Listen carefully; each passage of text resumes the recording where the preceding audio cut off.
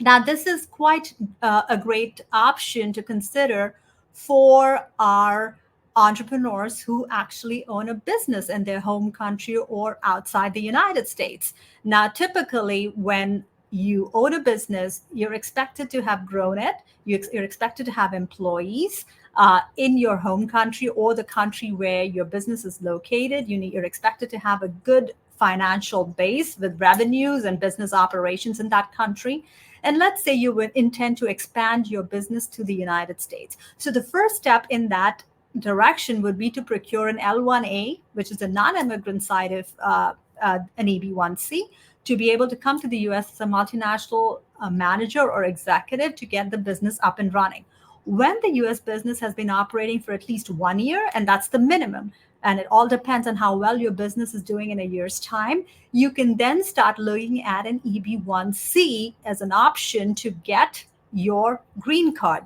Now, an EB-1C is basically for multinational executives or managers who are permanently going to remain in the US to grow the US side of the business. Now, please remember, while your EB-1C is in process, it is very, very critical that your business overseas continues to thrive and continues to have employees, because USCIS, which is the United States Citizenship and Immigration Services, will come and ask for evidence of things you did and did while you were overseas running your own company, and what is the current standing of that company while you're seeking the green card in the US, and who's actually managing the company overseas while you're in the US.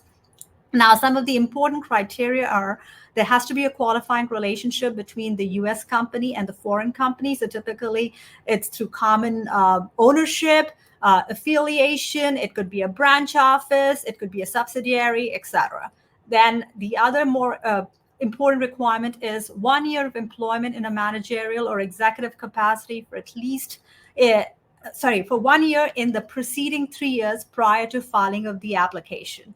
And then you need to have performed in an executive or a very senior manager role within the organization. So an executive is one who directs the policies of the organization, who makes all the relevant or critical business decisions on behalf of the organization, whereas a manager may not necessarily be performing the role of making policy decisions on behalf of the company, but could be one who actually runs a team of employees, manages a team of employees, makes hiring and firing decisions, does performance reviews, etc.